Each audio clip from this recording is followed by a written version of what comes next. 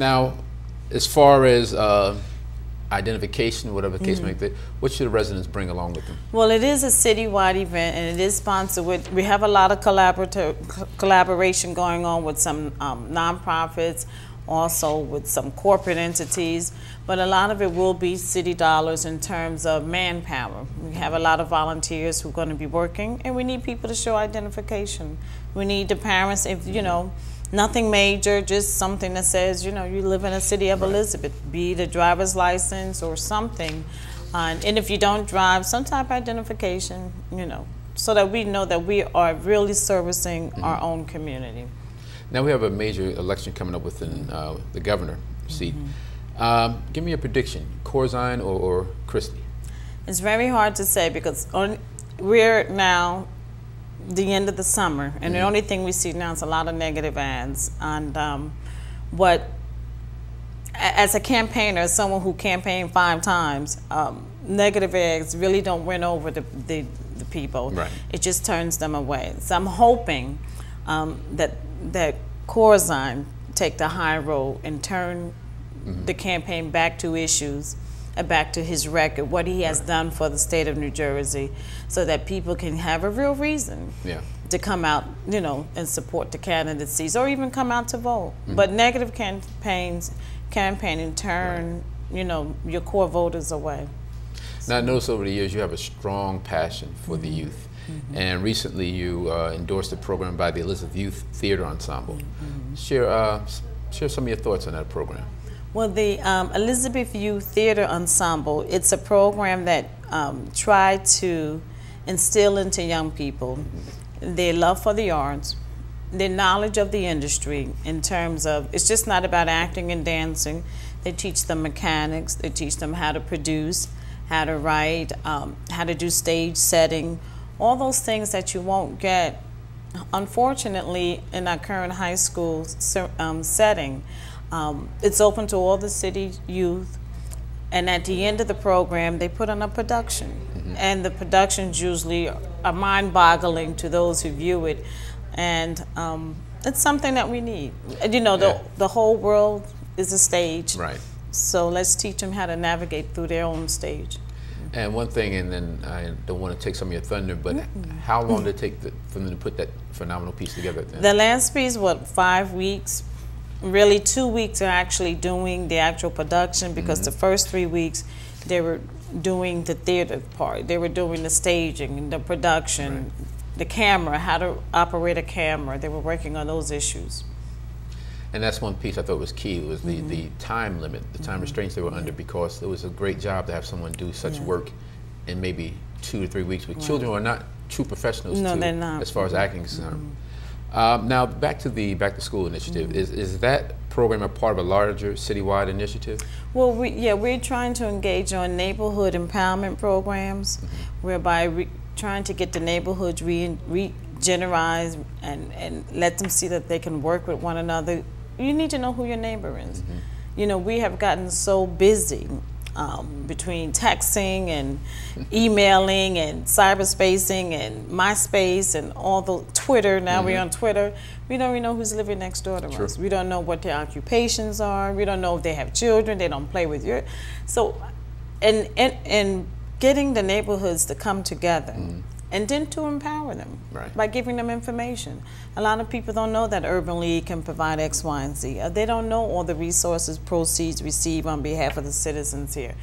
They don't understand what Brand New Day is really all about. They don't know what the the new Elizabeth Port is really doing.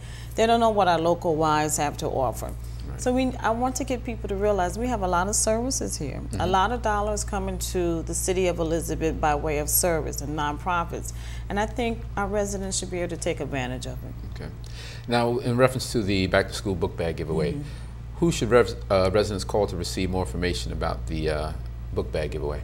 They can call 908-820-4130 and ask for Grace. And you can also call 820-4238 and ask for Alonzo Jones. Alonzo Jones. Okay. And again, the date of the event? It's September 1st, Tuesday, September 1st from 4:30 to 6:30. Okay. Well, thank you so much for coming out and continue doing a great work here in the city of Elizabeth. We definitely want to say thank you and we appreciate it. You're welcome. Thank you. We'll be back to the second half of Our City after these words. Thank you. Welcome back to the second half of Our City. Once again, I'm Alonzo Jones, sitting in for Mayor Chris Bollwage.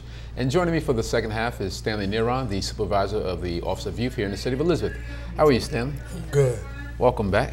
Thank you. Good to be back. You are a regular here. So I've heard. Now, the issue of health is a major concern from the White House on down. And talk to me about an event coming up dedicated to health for our residents here in the city of Elizabeth. Well, annually, around the months of August, September, and this year, September 3rd, we do an annual health fair. And the health fair is dedicated to youth and families. And one of the things that plays communities around the country is information. Information on health, information on wellness, information even on education. And at this health fair, annually we provide information dealing with youth health, family health, insurance companies, we do screenings, and a wealth of information that we provide for the community here at the city of Elizabeth. And you know, we get with a number of agencies that focus on health year-round that come together, and we have a giant health fair right in front of City Hall, open to the public, free to the residents, and the surrounding communities alike. Now, I was going to ask you, because you kept saying all this information, but you said it's free. It's free. Okay. Now, who are the sponsors and participating vendors? Some of them. The sponsors are the Office of Youth Services, the Department of Health and Human Services, and the Bureau of Tourism and Cultural Heritage Affairs. Some of the list is so long I have to read it to you, but we have the Oasis Clinic, Clinical Services, Food for Life, Union County Cancer Coalition, New Jersey Poison Control Center, Prevention Links, the Neighborhood Health Center in Elizabeth, Trinitas Hospital, Horizon Health of New Jersey, the Center for Treatment of Eating Disorders, and I'll just veer off just a little bit.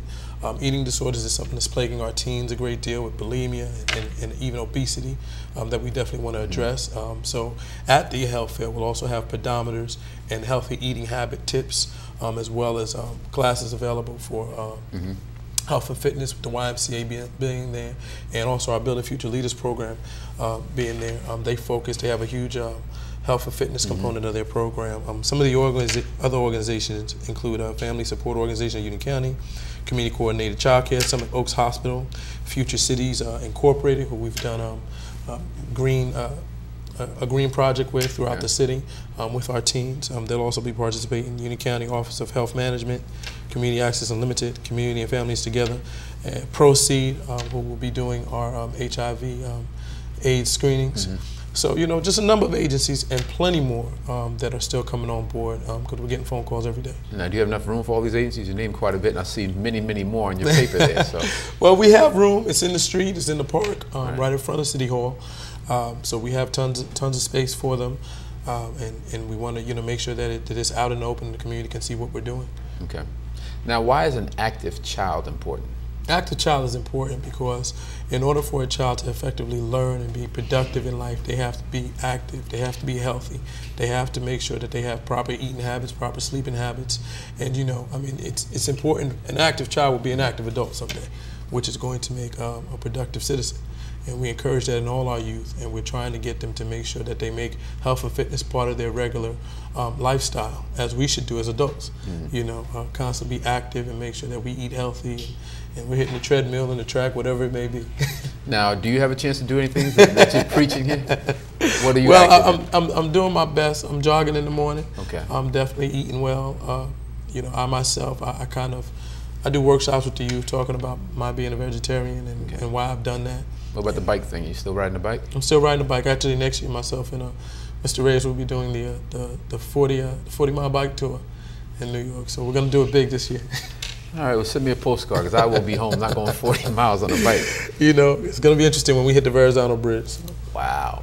Wave at me, please. Yeah, I will. Take some pictures.